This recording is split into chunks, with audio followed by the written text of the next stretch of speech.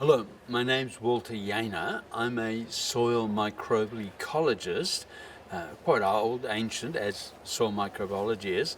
It started about 50 years ago, initially with CSIRO for a long time doing research in soil-plant interactions, diseases, dieback, but then very quickly got into symbioses.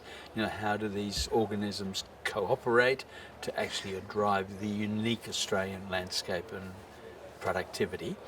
So I spent a long time with CSIRO and then with the federal government in innovation and commercialising innovations right across the R&D spectrum, but retired about 20 years ago, set up Healthy Soils Australia, then worked for 12 years with Michael Jeffrey, our ex-Governor General, on his whole Soils for Life initiative. And that was very powerful in a sense, getting that whole soil health movement and appreciation recognised, which it has been.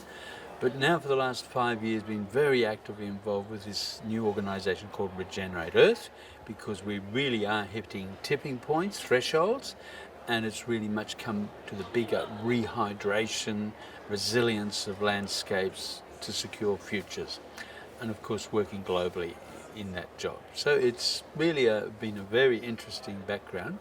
Obviously keeps you on the road too much, but obviously very enlightening. Okay, because we had to condense the core message of the presentation, the real essence is, one, we are actually facing an urgent imperative. We've got perhaps a decade to actually not just tinker with the edges, but really look at how do we actually build resilient systems, how do we regenerate these natural resilient systems. And if we look at nature, then the real powerful, very positive message is, yes, we can do this by regenerating the Earth's soil carbon sponge, simply taking CO2 from the air through microbes and plants and rebuilding the sponge, because that rebuilds hydrology, and hydrology is life, hydrology is cooling the climate, hydrology is securing a future for 9 billion people by 2030. Okay, well look, we're here at the RCS conference, and of course it's unique after 30 years.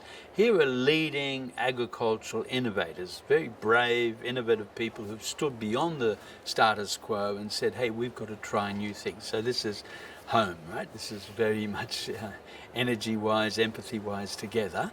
I think also that it's very important, because we've got to take these innovators and now we've got to say, look, it's more than just managing grazing ecologies. How do I fine-tune grazing?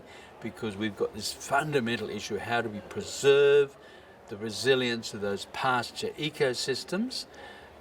40% of Australia, 400 million hectares, so 60% of Australia is covered by these very, very delicate grasslands. Well, they're very tough, but they're very precarious, and they're the interface between deserts and life. And managing those grasslands is really critical for Australia's future. If we do that well, we can sustain high agricultural outputs, high resilience, high buffering. But if we don't manage those grasslands well, then we risk aridifying very seriously in the next decade. Okay, well look, I've worked with RCS and have a long relationship with Terry and then different people in terms of grazing ecology, and I'm managing these herbivores.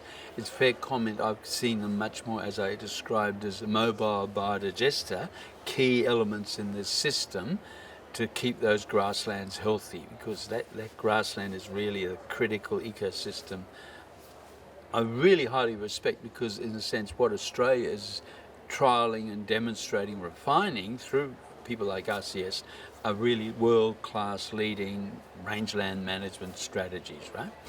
And that applies all over the planet. So yes, these are really genuine innovators, grassroots innovators doing very clever experimental things and all the time learning. So it's a very positive relationship.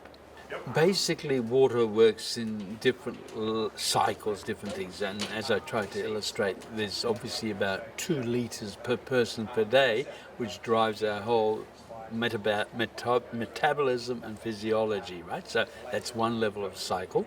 But then another cycle is actually in that land systems. Here's the soil, transpiration, trees, and really that whole water use efficiency within our agro ecosystem. At a higher level, the larger water cycle, of course, involves here is basically the oceans evaporating, putting water up into the air. It's very significant, and this is again one of these innovative frontiers. Up to 5% of the weight of air is actually water.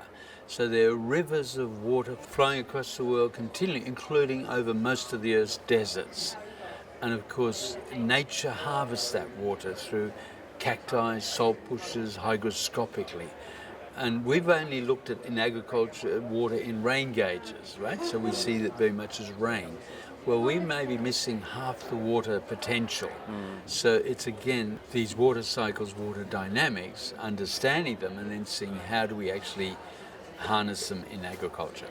Okay, well look, the general movement of regenerative agriculture, innovative agriculture, yeah, fully support, but this is so critical now, and as I tried to highlight, we are running out of time. You know, we have 10 years left to actually put these things into practice. We've been talking, all the work with Michael Jeffrey was trying to convince politician policy.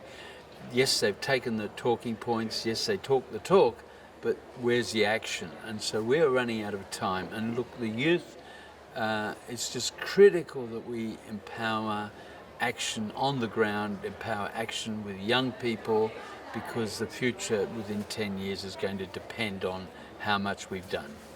We're really asking the question, what do we have to do? What are the critical solutions we have to achieve? And really, I see that as empowering youth, right? It's really saying, look, okay, here are the youth. Now, they don't own the broadacre farmland at the moment, but really, what are we doing, for example, about urban agriculture? You know, empowering people to say, look, I have capacity to look after food production, food security, my nutritional integrity, my preventative health, and really build the awareness and appreciation and demand driver from youth to say, hey, I don't want rubbish food, I want food with nutritional integrity, and therefore my dollar is voting, and that consumer pull, the demand driver, then helps accelerate that change. But the imperative, I think, is, empowering youth to speak, to really appreciate these values, and then to demand change, but also to take direct action themselves through things like urban agriculture.